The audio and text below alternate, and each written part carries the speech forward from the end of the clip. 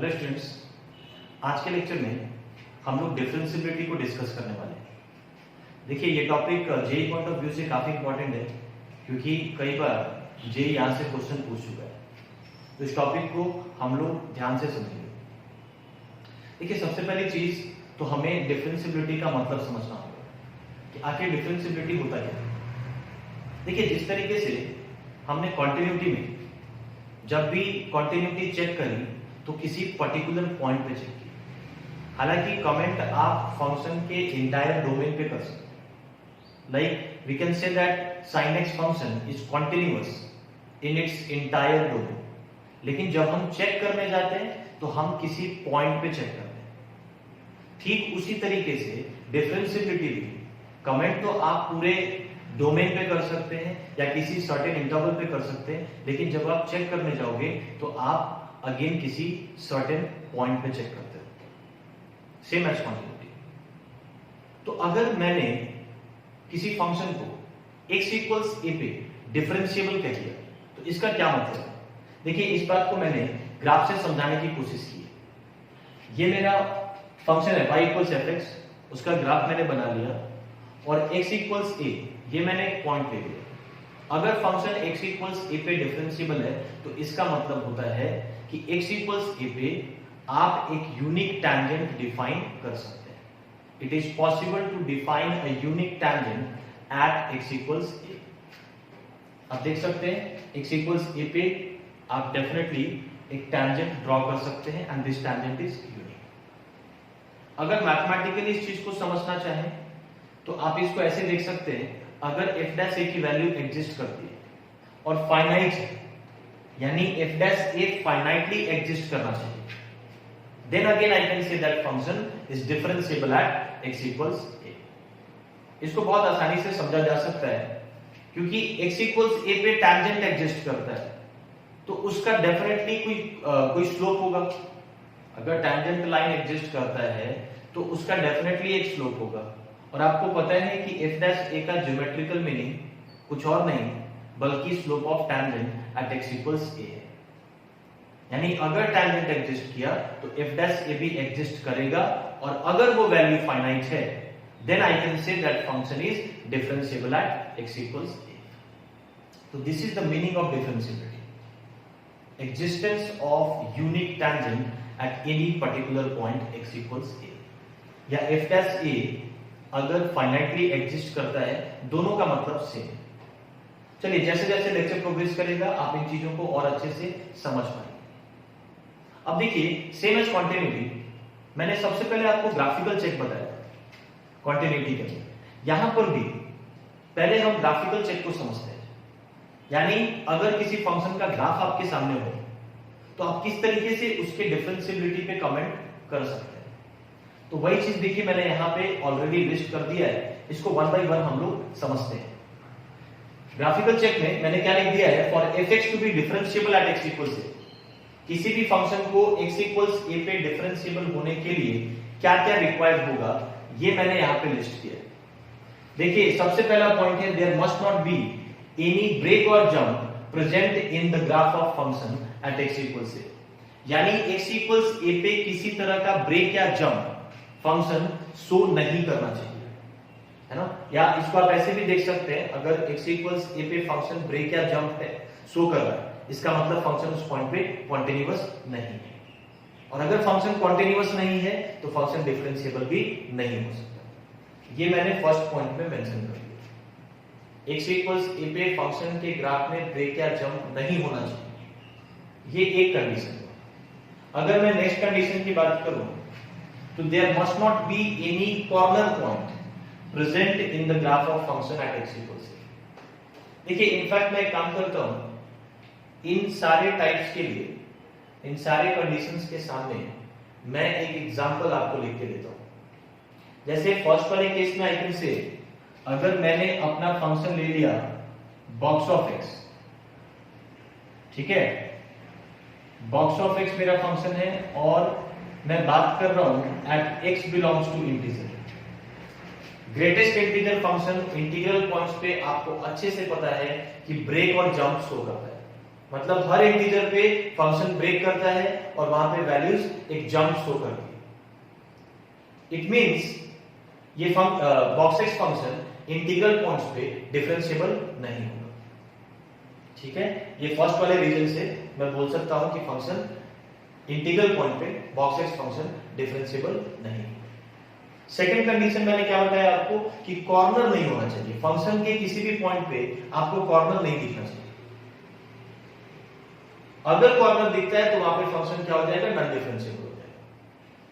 जैसे for example मैं आपको बता दूं, अगर मैंने फंक्शन ले लिया mod x और पॉइंट मैंने ले लिया at x = 0, अगर mod x को x = 0 पे देखा जाए, देखिए mod x का ग्राफ अगर मैं बना दूं तो mod x का ग्राफ कुछ इस तरीके से होता है और आप क्लियरली देख सकते हैं x = 0 पे आपको क्या दिखाई दे रहा है, कॉर्नर दिखाई दे रहा है। तो यहां पे ये बात तय हो जाता है कि x = 0 पे फंक्शन नॉन डिफरेंशिएबल होगा। और रीजन क्या है, प्रेजेंस ऑफ कॉर्नर। 0 पे आपको कॉर्नर दिख रहा है इसलिए फंक्शन वहां पे नॉन डिफरेंशिएबल हो गया। हालांकि यहाँ पे कोई ब्रेक या जंप नहीं है, फर्स्ट वाला कंडीशन ही जो के 0 पे फंक्शन ब्रेक नहीं कर रहा है, जंप नहीं शो कर रहा है, लेकिन क्या शो कर रहा है, कॉर्नर शो कर रहा है। तो presence of corner is also a reason of non differentiability.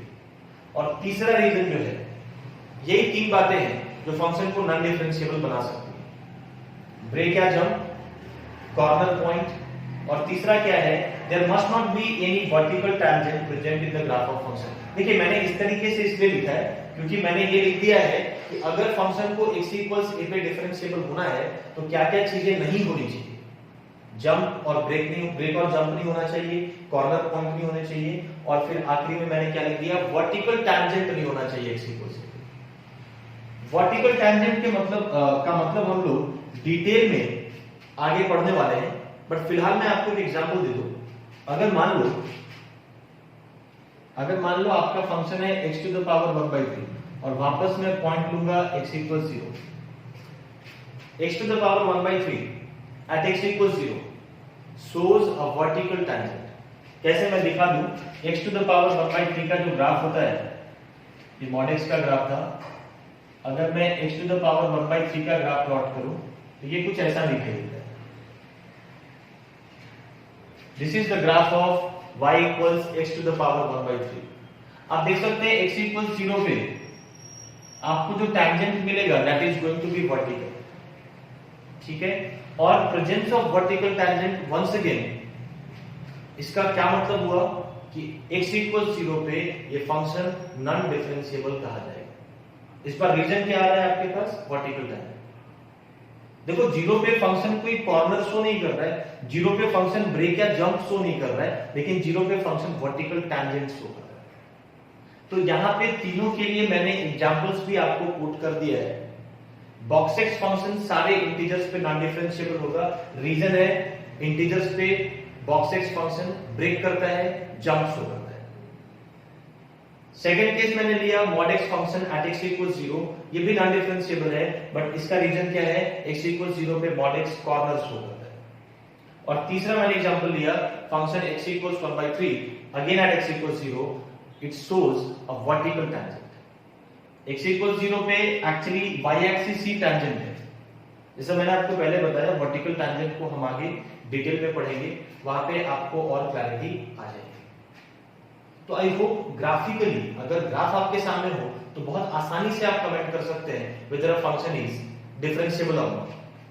जैसे फॉर एग्जांपल अगर मैं आपसे पूछूं कि y = sin x, ये फंक्शन कैसा होगा, is it differentiable in its entire domain. sin x function, क्या ये फंक्शन पूरे डोमेन में डिफरेंशिएबल होगा, द आंसर इज यस।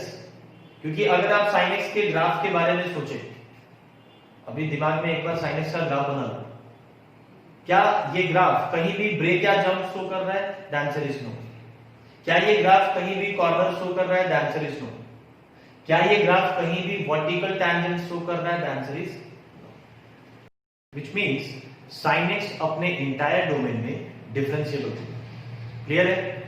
अब देखिए, अब हम बात करेंगे कि अगर किसी पॉइंट पे आपको डिफरेंशिएबिलिटी चेक करना है मैथमेटिकली, तो आपको क्या करना है। So now we are going to discuss about mathematical check of differentiability. Okay.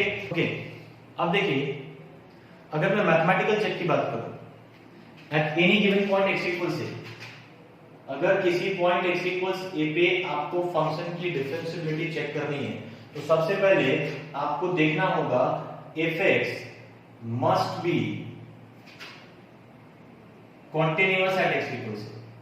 यानी सबसे पहली चीज तो ये है कि फंक्शन a पे कॉन्टिन्यूअस होना चाहिए, क्योंकि अगर फंक्शन कॉन्टिन्यूअस नहीं हुआ इसका मतलब डेफिनेटली x इक्वल्स a पे ब्रेक या जंप आपको मिल रहा होगा। अगर फंक्शन a पे कॉन्टिन्यूअस नहीं है तो इसका मतलब है a पे फंक्शन का ग्राफ ब्रेक कर रहा है। और अभी थोड़ी देर पहले आपने पढ़ा था कि अगर फंक्शन का ग्राफ किसी पॉइंट पे ब्रेक कर जाए तो फंक्शन वहां पे डिफरेंशिएबल नहीं हो सकता। ठीक है, तो function definitely x equals a पे कॉन्टिन्यूअस होना चाहिए, ये डिफरेंशिएबिलिटी का पहला चेक होगा। And secondly LHD and RHD, इसको आप इस तरीके से लिख लें, LHD एट x इक्वल से and RHD at x equal से, ये दोनों वैल्यूज इक्वल होनी चाहिए। अब LHD RHD का मतलब क्या है इसको हम लोग समझते हैं। LHD is nothing but left hand derivative and RHD is nothing but right hand derivative. तो अगर ये दोनों इक्वल हो जाए और फंक्शन x इक्वल्स a पे कंटीन्यूअस हो जाए, then I can say that fx is differentiable at x equals से। हालांकि मैं आपको बता दूं, बहुत लोग सिर्फ इसी कंडीशन को मेंशन करते हैं, इस कंडीशन को मेंशन नहीं करते, और ऐसा करना बिल्कुल गलत नहीं होगा। अगर आपको x इक्वल्स a पे किसी फंक्शन की डिफरेंशिएबिलिटी चेक करनी है तो आप सीधा LHD RHD left hand derivative right hand derivative find out करेंगे if they are equal and finite. देखो ये चीज तो जरूरी है, if they are equal and finite then you can say that function is differentiable at x equal से। तो आप बोलेंगे सर फिर इस कंडीशन का जरूरत क्या है, फिर आपने ये कंडीशन लिखा क्यों जब ये कंडीशन सेल्फ सफिशिएंट था। देखिए मैं इस कंडीशन को इसलिए मेंशन करता हूं, बिफोर फाइंडिंग आउट डिफरेंशिएबिलिटी आपको कंटिन्यूटी जरूर चेक कर लेना चाहिए, क्योंकि मान लीजिए अगर कंटिन्यूटी एट x इक्वल से फेल कर जाता है तो फिर हम डिफरेंशिएबिलिटी की बात ही क्यों करेंगे। LHD RHD फाइंड आउट करना LHL RHL फाइंड आउट करने से थोड़ा मुश्किल है, बहुत ज्यादा मुश्किल मैं नहीं बोल रहा हूं बट थोड़ा मुश्किल है। तो जब कंटिन्यूटी चेक करना आसान है तो पहले कंटिन्यूटी चेक कर लीजिए। मालूम पड़ा कि फंक्शन कंटिन्यूटी ही फेल कर गया एट x इक्वल से, तो फिर क्या LHD RHD निकालने की जरूरत है? The answer is no. Definitely LHD RHD equal नहीं होगा, इस बात की आप गारंटी कर सकते हैं। तो इसलिए मैं हमेशा ये सजेस्ट करता हूं कि फंक्शन की कंटिन्यूटी आप पहले चेक कर ले, उसके बाद LHD RHD के लिए जाए। लेकिन अगर कोई सीधा LHD RHD फाइंड आउट करता है और उनको कंपेयर करता है, ठीक है, तो इस मेथड में भी कोई फॉल्ट नहीं है। चलिए तो हम लोग इसी मेथड से जाएंगे। First we check the continuity at x equal से एंड देन LHD RHD को हम कंपेयर करेंगे। If they are equal and finite then I can say that function is differentiable at x equal से। या मैं इस बात को ऐसे भी बोल सकता हूं कि अगर फंक्शन x इक्वल्स a पे डिफरेंशिएबल है, इस कंडीशन को चेक करने के बाद आपने कंक्लूड कर दिया कि फंक्शन x इक्वल्स a पे डिफरेंशिएबल है, तो f dash a definitely exist करेगा और इसकी वैल्यू LHD RHD जो आपस में इक्वल थे, तभी तो फंक्शन डिफरेंशिएबल हुआ, इसके इक्वल हो जाएगा, है ना। f डैश a LHD और RHD तीनों इक्वल हो जाता है अगर फंक्शन डिफरेंशिएबल हुआ एट x इक्वल से, है ना। देखिए ये चेक नहीं है, ऐसा मत समझना जैसे मैंने आपको कंटिन्यूटी में बताया था LHL RHL और फंक्शन एट a तीनों इक्वल होने चाहिए। यहां पे ऐसा कुछ मैं नहीं बोल रहा हूं। LHD RHD इक्वल है that is sufficient, function differentiable हो जाएगा, इसकी भी जरूरत नहीं, मैंने तो ये बोल दिया। लेकिन अगर ये दोनों इक्वल आ गए और अब आपका फंक्शन डिफरेंशिएबल हो गया x इक्वल से पे, तब आप ये बोल सकते हैं कि f डैश से एग्जिस्ट करेगा और उसकी वैल्यू क्या होगी, या तो LHD के इक्वल कर दो या तो RHD के इक्वल कर दो, क्योंकि दोनों आपस में इक्वल है। ठीक है, अब हम बात करेंगे कि LHD का मतलब क्या होता है और RHD का मतलब क्या होता है। देखिए इस चीज को हम लोग ज्योमेट्रिकली समझने की कोशिश करेंगे। मैं यहाँ पे दिखा रहा हूं आपको, मैंने सपोज एक ग्राफ ले लिया इस तरीके से और एक पॉइंट ले लिया x इक्वल से, तो आप बता सकते हैं if this is y equals fx, इस पॉइंट का जो कोऑर्डिनेट होगा वो क्या होगा, a f of a, x equals a पे फंक्शन की वैल्यू क्या मिलेगी, f of a मिलेगी, यानी y is nothing but f of a, तो इस पॉइंट का कोऑर्डिनेट क्या हो जाएगा, a f of a। Now if I take a point, अब मैंने एक और पॉइंट ले लिया a plus h, definitely h एक पॉजिटिव क्वांटिटी है, तभी तो a प्लस h a के राइट में मैंने दिखाया है। एंड दूसरा एक पॉइंट मैंने ले लिया a माइनस h। तो चलिए इसको मैंने p बोल दिया, इसको मैंने q बोल दिया और इसको मैंने r बोल दिया। p का coordinate as I said will be a f of a, a f of a, q का कोऑर्डिनेट हो जाएगा a plus h f of a plus h, और r का कोऑर्डिनेट हो जाएगा a minus h f of a minus h। ठीक है क्या? अब जरा देखिए, अगर मैं आपसे पूछूं PQ which is simply a chord or you can say a secant, भाई कर्व के किसी भी दो पॉइंट को आप ज्वाइन करते हैं तो आपको क्या मिलता है, कॉर्ड मिलता है। तो अगर मैं आपसे पूछूं कॉर्ड PQ का स्लोप क्या होगा, तो you can simply say that slope is going to be, two point form से स्लोप आप निकाल सकते हैं, f of a plus h minus f of a upon a plus h minus a, यानी h। This is slope of chord PQ।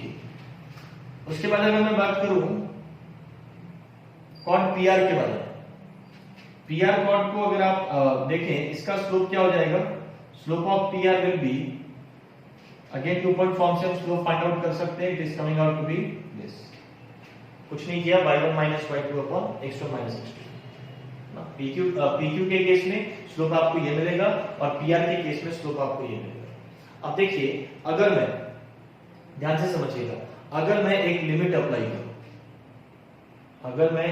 Apply करूं, that is h tends to 0, यानी h अगर 0 को अप्रोच करेगा तो बताइए क्या होगा, h 0 को अप्रोच कर रहा है, यानी h को आप छोटा करते जा रहे हैं, तो definitely a plus h a को अप्रोच करने लगेगा।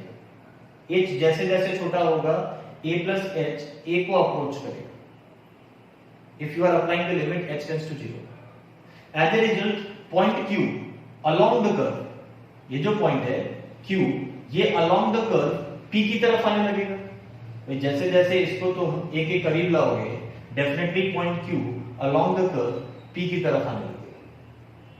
और जब h बहुत ही छोटा होगा, यानी a plus h almost a के साथ कोइंसिडेंट हो जाएगा, कोइंसाइड कर जाएगा, तो डेफिनेटली पॉइंट Q भी P के साथ कोइंसाइड कर जाएगा। And now this cord PQ is no more a chord, rather it becomes tangent from right। tangent को किसी महापुरुष ने लिमिटिंग केस ऑफ सेकंड ऐसा भी कहा है, लिमिटिंग केस ऑफ कॉर्ड ऐसे भी बोल सकते हैं। एक कॉर्ड के ऊपर आपने एक पर्टिकुलर लिमिट अप्लाई कर दी, तो वो डेफिनेटली क्या बन जाएगा, एक टैंजेंट बन जाएगा। यानी अगर मैं इस पे ये लिमिट अप्लाई कर दूं, लिमिट h टेंड्स टू 0,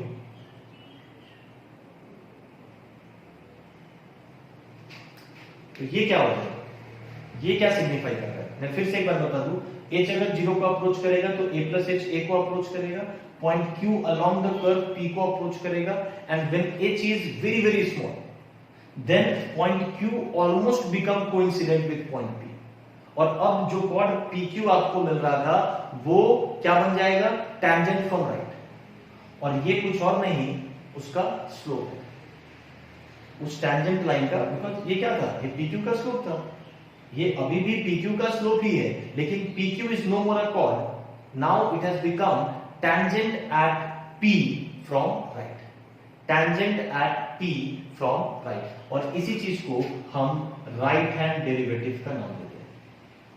मैं ये भी लिख देता हूं, राइट हैंड डेरिवेटिव का मतलब है tangent at P from right. अब देखिए, ये सेम एनालिसिस अगर आप लेफ्ट हैंड साइड से करें, as h approaches 0, a minus h a को अप्रोच करेगा लेफ्ट हैंड साइड से, h को धीरे धीरे आप छोटा करते जा रहे हैं, तो a माइनस h धीरे धीरे a के करीब चला जाएगा। ए माइनस एच धीरे धीरे ए की तरफ जाएगा and point R along the curve point P को अप्रोच करेगा।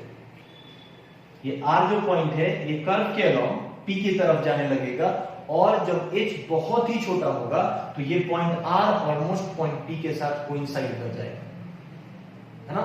मतलब now I can say that P and R two infinitely close points.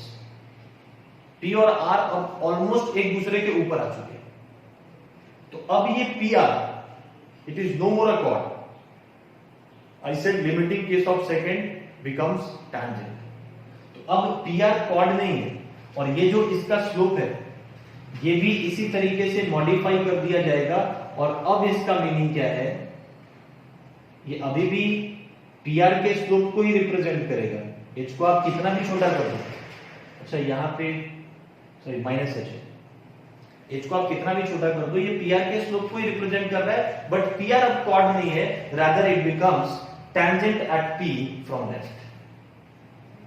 P R जब h टेंड्स टू 0 ये लिमिट आप लगा दोगे तो ये कॉर्ड जो पी आर जो कॉर्ड हुआ करता था वो अब क्या बन जाएगा, tangent at p from right. तो इसी को हम LHD का नाम देते हैं। आई होप आप मेरी बात समझ पा रहे हैं। Tangent at p from left. तो RHD निकालने का ये फॉर्मूला हो गया आपके पास, LHD निकालने का ये फॉर्मूला हो गया आपके पास। और जब भी LHD RHD इक्वल होंगे फंक्शन x इक्वल्स a पे डिफरेंशिएबल होगा। So this is the mathematical check. और ये बहुत जरूरी है, आप इन दोनों का जो ज्योमेट्रिकल मीनिंग आपको बताया किस तरीके से एक लिमिट लगा देने से chord PQ become tangent from right and chord PR becomes tangent from left। Clear है? अब देखिए हम डिफरेंशिएबिलिटी पे कुछ क्वेश्चंस करने वाले हैं, बट उससे पहले मैं एक छोटी सी बात आपको बता दूं। देखिए अभी तक हमने टैंजेंट को कैसे डिफाइन किया है। टैंजेंट को हमने बताया है it is a line touching the curve at a single point. एक ऐसा लाइन जो कर्व को किसी सिंगल पॉइंट पे टच करता हो, दैट इज टैंजेंट लाइन। लेकिन अब हमारे पास टैंजेंट का एक दूसरा डेफिनेशन है। हम टैंजेंट को इस तरीके से भी डिफाइन कर सकते हैं that it is a line joining two points on the curve which are infinitely close to each other. एक ऐसा लाइन जो कर्व के दो पॉइंट को ज्वाइन करता हो, बट ये दोनों पॉइंट्स आपस में काफी करीब होने चाहिए।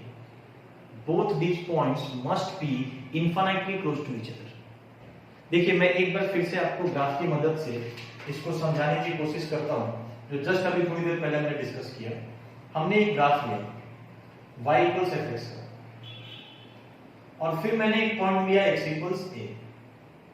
अब x इक्वल्स a के करस्पॉन्डिंग कर्व पे जो पॉइंट मिलेगा उसको मैंने बोल दिया p, और इस p पॉइंट का कोऑर्डिनेट हो जाएगा a, f ऑफ a। फिर मैंने एक दूसरा पॉइंट लिया था a प्लस h, इसके करस्पॉन्डिंग कर्व पे जो पॉइंट मिला उसको मैंने नाम दिया q, और q का कोऑर्डिनेट हो जाएगा a plus h, f of a plus h। अब देखिए इसके बाद हमने क्या किया था, इसके बाद हमने एक लिमिट अप्लाई किया h टेंड्स टू 0, यानी h जब 0 को अप्रोच करेगा। अच्छा एक और बात, h यहां पे एक पॉजिटिव क्वांटिटी है, because a plus h a के राइट में तभी होगा जब h पॉजिटिव होगा। सो h is a positive quantity and now it is approaching 0। तो इसका क्या इफेक्ट दिखेगा आपको, h अगर 0 को अप्रोच करने लग जाए तो a प्लस h a को अप्रोच करने लग जाएगा, and as a result point Q along the curve point P की तरफ जाने लग जाएगा। और जब h बहुत ही छोटा होगा, मतलब ऑलमोस्ट 0 होगा, h approaches 0, तो इस ऐसे केस में क्या होने वाला है, a प्लस h a के काफी करीब आ जाएगा और ये पॉइंट Q पॉइंट P के काफी करीब आपको दिखने लग जाएगा, मतलब ऑलमोस्ट कोइंसिडेंट हो जाएगा। और तब ये line PQ it becomes a tangent। अब ये कॉर्ड नहीं है, अब ये टैंजेंट बन चुका है। क्यों? क्योंकि P और Q अब काफी करीब आ चुके हैं। तो यही मैंने आपको डेफिनेशन में बताया। और ये जो आप एक्सप्रेशन लिखते हो f of a plus h minus f of a upon h, ये PQ का स्लोप को रिप्रेजेंट कर रहा है। और जब आपने इस पे लिमिट लगा दिया तो ये कहीं ना कहीं टैंजेंट के स्लोप को रिप्रेजेंट करेगा। अच्छा, एक सवाल ये भी आता है कि सर टैंजेंट किस पॉइंट पे?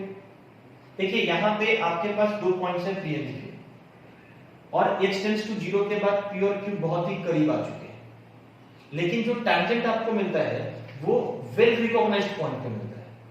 जैसे a और a प्लस h में किसको आप ज्यादा अच्छे से रिकॉग्नाइज कर सकते हो? Definitely a। तो ये जो आपने एक्सप्रेशन लिखा है, it is representing slope of tangent at x equals a, या slope of tangent at t। Clear है क्या? हालांकि इसी को हमने RHT का नाम दिया क्योंकि पॉइंट Q पॉइंट P को राइट साइड से अप्रोच कर रहा है, so it is tangent at P from right. यही चीज हमने देखा था अभी, और यही काम आप लेफ्ट साइड से भी कर सकते हैं। a माइनस h एक पॉइंट लोगे, उसके करस्पॉन्डिंग कर्व पे एक पॉइंट लोगे r, उसके कोऑर्डिनेट्स हो जाएंगे a minus h and f of a minus h। अब जब h 0 को अप्रोच करेगा तो point r along the curve point p को अप्रोच करेगा, और h जब बहुत छोटा होगा ऑलमोस्ट 0 के इक्वल, तो r और p दोनों इक्वल हो जाएंगे, मतलब कोइंसिडेंट हो जाएंगे, काफी करीब हो जाएंगे एक दूसरे के।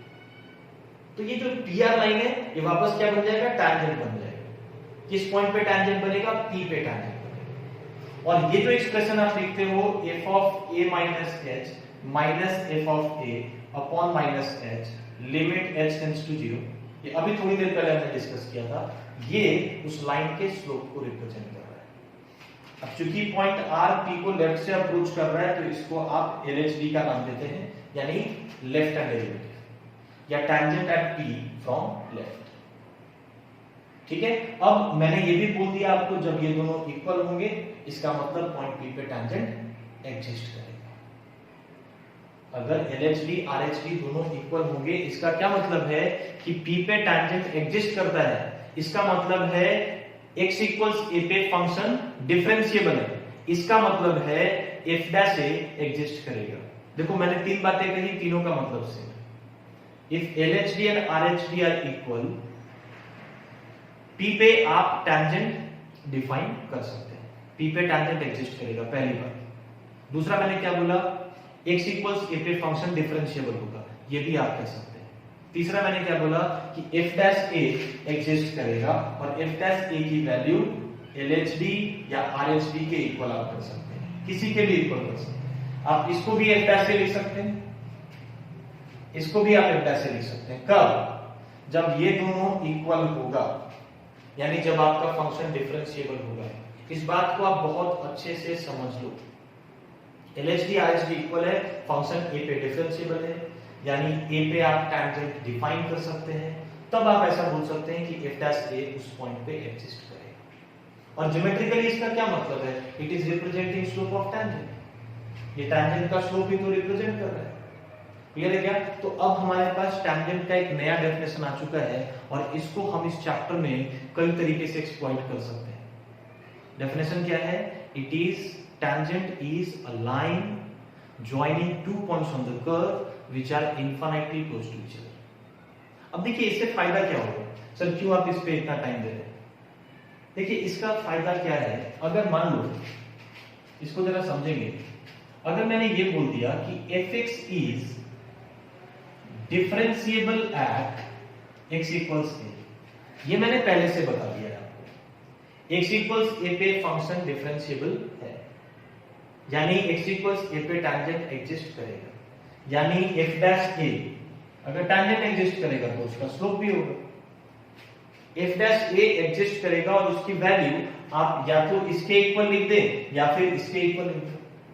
लेकिन मान लीजिए अगर मैंने f डैश a को ऐसा कुछ लिख दिया, ये स्टेटमेंट ऑलरेडी गिवन है, मैंने f डैश a को लिख दिया limit h tends to 0 f of a plus h square minus f of a upon h square. क्या f डैश a को हम इस तरीके से लिख सकते हैं? ऐसे तो लिख ही सकते हैं, फंक्शन डिफरेंशिएबल है तो f डैश a को आप RHD के इक्वल लिख दो या LHD के इक्वल लिख दो, दोनों करेक्ट है। लेकिन मैं आपसे पूछता हूं क्या हम f डैश a को इस तरीके से लिख सकते हैं? The answer is absolutely yes. आपको ये देखना है कि ये जो दो पॉइंट्स हैं a और a प्लस h स्क्वायर, अगर h 0 को अप्रोच करेगा तो a और a प्लस h स्क्वायर ये दोनों काफी क्लोज होंगे। क्योंकि h अगर 0 को अप्रोच कर रहा है तो h स्क्वायर भी 0 को अप्रोच करेगा। If h is approaching 0, h square is also approaching 0। अगर आप इसको ग्राफ से देखना चाहें तो आप देखिए, यहां पे a है, यहां पे a प्लस h स्क्वायर है। इस पॉइंट का कोऑर्डिनेट हो जाएगा a कॉमा f, इस पॉइंट का कोऑर्डिनेट हो जाएगा a plus h square comma f of a plus h square. अब ये जो एक्सप्रेशन आपको दिख रहा है ये कुछ और नहीं, इन दोनों पॉइंट को ज्वाइन करने वाले लाइन का स्लोप है। और जब आपने ये लिमिट लगा दिया तो ये लाइन टैंजेंट बन जाएगा। किस पॉइंट पे टैंजेंट बन जाएगा? टैंजेंट एट ए बन जाएगा। हालांकि आप इस पॉइंट को राइट साइड से अप्रोच कर रहे हैं तो आप इसको टैंजेंट फ्रॉम राइट भी बोल सकते हैं, आप इसको आरएचडी भी बोल सकते हैं। लेकिन चूंकि फंक्शन डिफरेंशिएबल है तो एफ डैश ए को आप आरएचडी के भी इक्वल लिख सकते हैं, एलएचडी के इक्वल भी लिख सकते हैं। मतलब आप एफ डैश ए को इस तरीके से भी लिख सकते हैं, इसमें कोई प्रॉब्लम नहीं। जब डिफरेंशिएबल दे दिया गया है तो आप लेफ्ट से अप्रोच करो या राइट से अप्रोच करो, फर्क नहीं पड़ता। ये एक्सप्रेशन भी एफ डैश ए के इक्वल होगा, है ना, अंडर दिस लिमिट। भाई a माइनस एच स्क्वायर पीछे का एक पॉइंट होगा, ये से लेफ्ट में। इस पॉइंट का जो कोऑर्डिनेट होगा वो डेफिनेटली क्या होगा? a minus H square comma f of a minus H square. Correct है? ये इन दो पॉइंट्स को ज्वाइन करने वाले लाइन का स्लोप है। और h जब 0 को अप्रोच करेगा तो a माइनस एच स्क्वायर और a ये दोनों आपस में काफी करीब हो जाएंगे। ठीक है, तो कहीं ना कहीं ये जो लाइन है ज्वाइनिंग दिस टू पॉइंट्स, ये क्या बन जाएगा? टैंजेंट बन जाएगा। किस पॉइंट पे? x इक्वल से, है ना, इस पॉइंट पे टैंजेंट का फॉर्म ले लेगा। क्लियर है? और ये उसी टैंजेंट का स्लोप है। तो ये एलएचडी भी बोल सकते हो, slope of tangent from left भी बोल सकते हो, और ये भी एफ डैश ए के इक्वल ही होगा क्योंकि आपका फंक्शन x इक्वल्स a पे डिफरेंशिएबल है। तो इस बात को आप बार-बार इनफैक्ट इस वीडियो को आप देखिए, है ना, ये चीज क्लियर होना जरूरी है। अगर फंक्शन a पे डिफरेंशिएबल है तो एफ डैश ए को आप इस तरीके से भी लिख सकते हैं, इस तरीके से भी लिख सकते हैं। इंपॉर्टेंट ये है कि ये दोनों पॉइंट्स आपस में बहुत करीब होने चाहिए। इनफैक्ट देखिए कई तरीके से लिखा जा सकता है। आप बोलेंगे सर एफ डैश ए को ऐसे लिख दे तो,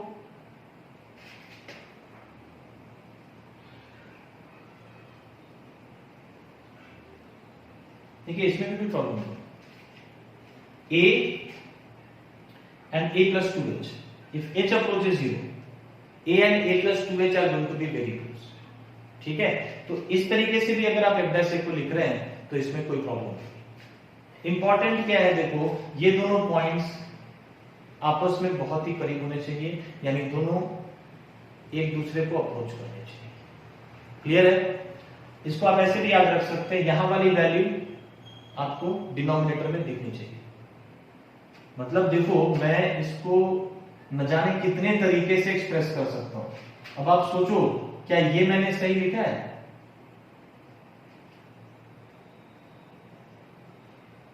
f of a plus sin h minus f of a upon sin h, limit s tends to 0। Yes, this is absolutely correct। ये भी बिल्कुल सही है क्योंकि a और a plus sin h ये दोनों पॉइंट आपस में बहुत करीब होंगे when h approaches 0। ठीक है, तो इसको भी आप f डैश a के इक्वल लिख सकते हैं। तो इस तरीके से टैंजेंट का एक नया डेफिनेशन आपके पास है, इसको आप जरूर ध्यान में रखें। ठीक है, मैंने बोर्ड पे दो क्वेश्चंस लिए हैं, इसको हम लोग वन बाय वन डिस्कस करेंगे। सबसे पहला क्वेश्चन है f(x) equals mod ln x, इसकी डिफरेंशिएबिलिटी आपको डिस्कस करनी है। देखिए इस फंक्शन के डिफरेंशिएबिलिटी को आप सिंपली ग्राफ की मदद से भी डिस्कस कर सकते हैं। जैसे अगर मैं मॉड ln x का ग्राफ प्लॉट करूं, मॉड ln x का ग्राफ हम कैसे प्लॉट कर सकते हैं? ln x का ग्राफ अपने पास ऑलरेडी है, this is graph of ln x। अब कहीं ना कहीं इस पूरे फंक्शन को आपने मॉड के अंदर रख दिया है, तो एज ए रिजल्ट क्या दिखाई देगा आपको ग्राफ के अंदर? x के नीचे वाला जो ग्राफ का सेक्शन है उसको आप रिमूव कर देंगे और उसका मिरर इमेज आपको x के ऊपर दिखाई देने लगेगा कुछ इस तरीके से। This is graph of mod ln x। अब देखिए मैं आपसे पूछता हूं, क्या इस ग्राफ में कहीं भी आपको ब्रेक या जंप दिख रहा है? Tension is no. ये ग्राफ कहीं भी ब्रेक या जंप शो नहीं कर रहा है ना, इट इज कॉन्टिन्यूअस एवरीवेयर। दूसरा, अगर आपसे मैं पूछूं क्या इस ग्राफ में कहीं भी कॉर्नर दिख रहा है, टेंशन इज यस। अच्छा, ये जो पॉइंट है, ये मैं मेंशन करना भूल गया, ये पॉइंट आपको पता होगा, it is nothing but 1,0। x को 1 रख के आप देख सकते हैं y की वैल्यू आपको 0 ही मिलेगी, क्योंकि ln 1 0 के इक्वल है। तो मैंने आपसे पूछा था कि क्या इस फंक्शन में कहीं भी कॉर्नर का प्रेजेंस है, आंसर इज यस। x = 1 पे इस ग्राफ में कॉर्नर दिखाई दे रहा है। इसका मतलब क्या हुआ कि ये फंक्शन x = 1 पे नॉन डिफरेंशिएबल। तीसरे कंडीशन की भी बात कर ले, क्या इस फंक्शन के ग्राफ में कहीं भी वर्टिकल टैंजेंट दिखाई दे रहा है? किसी भी पॉइंट पे एक ऐसा टैंजेंट दिख रहा है कि आपको जो वर्टिकल हो, है ना? Answer is no. यानी इस फंक्शन के ऊपर आप क्या कमेंट कर सकते हैं, this function is non differentiable, this function is non differentiable at x = 1। x = 1 पे नॉन डिफरेंशिएबल है, इसके अलावा बाकी सारे पॉइंट्स पे ये फंक्शन डिफरेंशिएबल होगा। There is only one point where function is not differentiable। तो जहां पे ग्राफ बनाना पॉसिबल हो, उन केसेस में तो आप सिंपली ग्राफ को प्लॉट कीजिए, क्योंकि ग्राफ अगर आपके पास है तो उसके कॉन्टिन्यूटी पे, डिफरेंशिएबिलिटी पे, इनफैक्ट और भी कई सारी चीजों पे आप आसानी से कमेंट कर सकते हैं। अब देखिए, मैं ये सेकंड क्वेश्चन की बात कर रहा हूं, इसमें कई सारी छोटी छोटी चीजें आप सीखोगे। देखो इस क्वेश्चन में क्या है, इस क्वेश्चन में आपको फंक्शन गिवन है जिसके दो डेफिनेशन है। x less than equals to -1 के लिए definition is ax + b and x greater than -1 के लिए डेफिनेशन है ax³ + x + 2b। ठीक है, अब गिवन है कि फंक्शन डिफरेंशिएबल है for all x belongs to real, मतलब सारे रियल वैल्यूज पे ये फंक्शन डिफरेंशिएबल होगा। ये पहले से बता दिया गया आपको फाइंड आउट करनी है a और b की वैल्यूज। अब देखिए, मैंने कॉन्टिन्यूटी में आपको एक बात बताई थी, कॉन्टिन्यूटी हम किन पॉइंट्स पे चेक करते हैं, जहां पे फंक्शन अपना डेफिनेशन चेंज करता है या डोमेन के बाउंड्री पॉइंट्स पे हम कॉन्टिन्यूटी को चेक करते हैं। तो वो सेम डिफरेंशिएबिलिटी में भी एप्लीकेबल होगा। डिफरेंशिएबिलिटी भी आप ऐसे पॉइंट्स पे चेक करेंगे जहां पे फंक्शन अपना डेफिनेशन चेंज करता हो या बाउंड्री पॉइंट्स ऑफ डोमेन पे। तो देखिए, यहां पे -1 के अबाउट डेफिनेशन चेंज हो रहा है, तो -1 पे आपको डिफरेंशिएबिलिटी चेक करनी है। हालांकि देखिए, -1 पे चेक करने का रीजन ये नहीं है कि हमें कोई डाउट है कि फंक्शन -1 पे डिफरेंशिएबल होगा या नहीं होगा। तो ये तो पहले बता दिया गया है कि फंक्शन सारे रियल नंबर्स पे डिफरेंशिएबल है। लेकिन जब आप -1 पे चेक करोगे तो वहां से आपको सर्टेन कंडीशंस मिलेंगे ऑन a एंड b, और फिर आप उन कंडीशंस को सॉल्व करोगे, a और b की वैल्यूज फाइंड आउट करोगे। क्लियर है क्या? तो चलिए, अगर मैं -1 पे डिफरेंशिएबिलिटी का चेक लगाऊं तो सबसे पहला चेक क्या करना होगा, फंक्शन -1 पे कॉन्टिन्यूअस होना चाहिए। आपके पास डिफरेंशिएबिलिटी का क्या कंडीशन है, किसी भी पॉइंट x = a पे फंक्शन को डिफरेंशिएबल होने के लिए फंक्शन को x = a पे कॉन्टिन्यूअस होना होगा, एंड देन उसके बाद LHB RHB इक्वल होना होगा। ठीक है, तो सबसे पहला काम हम -1 पे कॉन्टिन्यूटी चेक करेंगे। उसके लिए आपको क्या करना है, उसके लिए आपको f(-1) निकालना होगा, LHL RHL निकालना होगा एट x = -1। तो फंक्शन एट -1, क्योंकि इक्वालिटी यहां पे है तो आप इस डेफिनेशन से जाएंगे और f(-1) आपको मिल जाएगा -a + b। उसके बाद अगर आप LHL की बात करें तो LHL क्या हो जाएगा, लिमिट x टेंड्स टू -1 को लेफ्ट से अप्रोच करेगा x। डेफिनेशन डेफिनेटली आपका कौन सा होगा, ax + b, ये फंक्शन है। अब कोई इंडिटरमिनेट फॉर्म तो है नहीं, सीधा x की जगह -1 रख दिया और वैल्यू क्या मिल गई, -a + b। नेक्स्ट अगर मैं RHL की बात करूं तो RHL क्या हो जाएगा, लिमिट x टेंड्स टू -1 अब देखिए -1 के लिए आपका डेफिनेशन कौन सा होगा, ग्रेटर देन -1 के लिए डेफिनेशन क्या है, ax³ + x + 2b। ठीक है, अगेन कोई इंडिटरमिनेट फॉर्म नहीं है, सीधा मैंने वैल्यू सब्स्टिट्यूट किया तो ये बन जाएगा -a -1 + 2b। अब फंक्शन -1 पे कॉन्टिन्यूअस है, क्योंकि फंक्शन -1 पे डिफरेंशिएबल दे दिया तो -1 पे कॉन्टिन्यूअस तो होगा ही, और अगर फंक्शन -1 पे कॉन्टिन्यूअस है तो ये तीनों वैल्यूज आपस में इक्वल होनी ही चाहिए। तो यहां से आपको एक कंडीशन मिल जाता है। इनफैक्ट आप यहां से b की वैल्यू फाइंड आउट कर सकते हैं। It is coming out to be 1। Continuity से ही b का वैल्यू मिल गया। अब बचता है a का वैल्यू। उसके लिए आपको क्या करना होगा, LHD RHD फाइंड आउट करना। You have to find out LHD and RHD। अच्छा, एक और चीज मैं आपको बताऊं, कई बार आप एक नए टाइप का रिप्रेजेंटेशन देखते हैं। कुछ लोग LHL को इस तरीके से भी लिख देते हैं। ये जो मैंने लिखा है, देखो करेक्ट रिप्रेजेंटेशन यही है, लेकिन टाइम सेव करने के लिए कई बार लोग ऐसे भी लिख देते हैं। This is nothing but LHL। f of a minus is LHL, f of a plus is RHL। इस केस की बात करें तो ये अपना LHL हो जाएगा, और f of -1 प्लस करेंगे तो ये RHL हो जाएगा। इनफैक्ट इसी तरीके से आप LHD RHD को भी लिख सकते हैं। f dash -1 माइनस, इसी केस की बात कर रहा हूं। f dash -1 माइनस, ये क्या हो जाएगा, लेफ्ट हैंड डेरिवेटिव। -1 को आप लेफ्ट से अप्रोच कर रहे हैं, वहां पे जो डेरिवेटिव की वैल्यू मिलेगी that is nothing but LHD। This is LHD। और f dash -1 प्लस, इसको आप RHD बोल सकते हैं। ठीक है, इस तरह का रिप्रेजेंटेशन आपको कई सारे बुक में भी दिखाई देता है, तो आपको आइडिया होना चाहिए। वैसे करेक्ट तरीका क्या है आपको अच्छे से पता है ना? मैं इसको प्रेफर नहीं करता हूं, क्योंकि देखो इसका तो मैंने मतलब ये बताया था आपको कि -1 माइनस पे फंक्शन की एक्चुअल वैल्यू, ये आपको यहां से पता चलता है। -1 माइनस यानी -1 को लेफ्ट से अप्रोच करेंगे तो फंक्शन की एक्चुअल वैल्यू क्या होगी, ये आपको यहां से निकलेगा। और लिमिटिंग वैल्यू एक्चुअल वैल्यू में क्या फर्क है, ये आप अच्छे से जानते हैं। लेकिन ठीक है, इस तरीके से लोग यूज करते हैं, तो टाइम सेव करने के लिए इसको हम लोग अलाउ कर सकते हैं। ठीक है, ये LHL, ये RHL, ये LHD, RHD। अब देखो, मैंने कंटिन्यूटी चेक कर लिया था, हम बात कर रहे थे LHD RHD की। अब यहां पर भी देखिए एक फंडा है। LHD RHD निकालने के लिए अभी मैंने आपको फार्मूला दिया है ना, लेकिन यहां पे हम एक डिफरेंट मेथड से LHD RHD फाइंड आउट करेंगे। हालांकि ये मेथड बहुत रिलायबल नहीं है, इसको अपने हैबिट में मत लाइएगा। बच्चे क्या करते हैं कि अब ये आसान लग गया तो हर जगह इसी को यूज करें, ऐसा बिल्कुल नहीं है।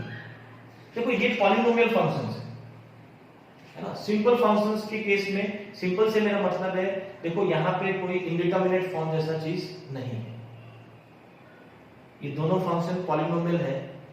तो ऐसे केसेस में आप इस अप्रोच को फॉलो कर सकते हैं। आप आगे जब क्वेश्चंस करोगे तो मैं बता दूंगा आपको कि कहां पे ये फंडा नहीं चलेगा जो अभी हम सीखने वाले हैं। देखिए होता क्या है, LHD RHD फाइंड आउट करने के लिए पहले आप क्या करो कि fx को डिफरेंशिएट कर लो। f dash x क्या मिल जाएगा भैया, ax प्लस b को डिफरेंशिएट करेंगे तो a मिलेगा। अब ये डेफिनेशन कब वर्क करता था, ये डेफिनेशन कब एप्लीकेबल था, x लेस देन और इक्वल्स टू -1 के लिए, तो ये डेरिवेटिव भी इसी इंटरवल में होगा। दूसरा, अगर आप इसको डिफरेंशिएट करें तो आपको मिल जाता है 3ax² प्लस 1। ये f dash x कब होगा, जब x -1 से बड़ा होगा। अब यहाँ पे आप एक चीज ऑब्जर्व करेंगे, मैंने यहाँ से इक्वालिटी हटा दी, ऐसा नहीं है मैं भूल गया, यहाँ पे इक्वालिटी था सर, यहाँ पे क्यों नहीं दिया, ये मैंने जानबूझ कर किया। देखिए आप डिफरेंशिएबिलिटी चेक करें, अगर आपने यहाँ पे इक्वालिटी दे दिया, अगर आपने यहाँ पे इक्वालिटी दे दिया, इसका मतलब ये हुआ कि -1 पे f dash x एग्जिस्ट करता है और उसकी वैल्यू भी आपको यहाँ से मिल जाएगी। जबकि आप यही चीज चेक कर रहे हो कि -1 पे फंक्शन डिफरेंशिएबल है या नहीं, -1 पे फंक्शन डिफरेंशिएबल है या नहीं, तभी तो हम बता पाएंगे कि f dash -1 एग्जिस्ट करेगा कि नहीं करेगा। मैंने बताया था आपको फंक्शन a पे डिफरेंशिएबल है, इसका मतलब यही हुआ कि f dash एग्जिस्ट करता है। तो जिस चीज का चेक कर रहे हैं आप, अगर उसको पहले ही आप डिफाइन कर दिए तो फिर चेक का मतलब ही क्या है। हालांकि देखो इस केस में फंक्शन -1 पे डिफरेंशिएबल है, मैं इन जनरल आपको बता रहा हूं। इस मेथड से जब भी आप आगे बढ़ेंगे तो डिफरेंशिएट करने के बाद इक्वालिटी नहीं देनी है आपको।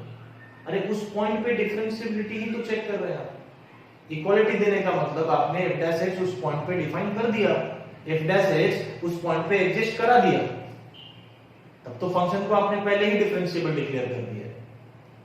ठीक है, समझ में आ रही है बात? तो बहुत अच्छा है। देखो ऐसी चीजें हम कोशिश करते हैं इंटरेक्टिव सेशन में डिस्कस करने का, तो अगर कहीं भी कुछ प्रॉब्लम होता है तो आप उस सेशन में जरूर जिक्र करें। ठीक है, कुछ नहीं समझ में आया तो याद रखिएगा, after differentiation equality must not be present. अब मैं सीधा LHD RHD निकालूंगा। LHD को मैं ऐसे लिख देता हूं, अभी हमने जिक्र किया ये LHD है। LHD को आप ऐसे भी देख सकते हो, f डैश x का LHL is LHD for fx। fx का ये LHD है लेकिन f डैश x का LHL है। f डैश x का RHL fx का RHD होगा, यही चीज है ना। तो f dash minus one minus क्या आ जाएगा, देखिए माइनस वन से पहले f डैश x का डेफिनेशन ये है, ये तो कांस्टेंट है तो वही रह जाएगा। और RHD की अगर बात करूं तो RHD is nothing but f dash minus one plus minus one के बाद f डैश x का डेफिनेशन ये है, सीधा माइनस वन डाल दो क्योंकि कोई डिटरमिनेट फॉर्म है नहीं कि आपको लिमिट इवैल्यूएट करना है, सीधा x को माइनस वन डाल दीजिए तो यहां से ये बन जाता है 3a प्लस 1। ठीक है, ये हो गया राइट हैंड डेरिवेटिव, ये हो गया left hand derivative. Function minus one पे डिफरेंशिएबल ऑलरेडी गिवन है तो a 3a प्लस 1 के इक्वल होना चाहिए, LHD RHD इक्वल होना चाहिए। तो यहां से आपको a की वैल्यू क्या मिल जा रही है, यहां से a की वैल्यू आपको मिल जा रही है -1/2, है ना। तो देखिए आपको a की वैल्यू भी मिल गई डिफरेंशिएबिलिटी वाले चेक से, और b ऑलरेडी आपको मिल चुका था कॉन्टिन्यूटी के चेक से। तो इस तरीके से आप missing values a and b find out कर सकते हैं। ठीक है, देखो इस लेक्चर में जो भी चीजें मैंने आपको बताई वो काफी इंपॉर्टेंट है इस पूरे चैप्टर के लिए। आगे एक दो और लेक्चर हम लोग इस पे करेंगे and then it is sufficient, ये टॉपिक ओवर हो जाएगा। ओके, तो आज के लेक्चर में मैं इतना ही रखता हूँ। Thank you very much.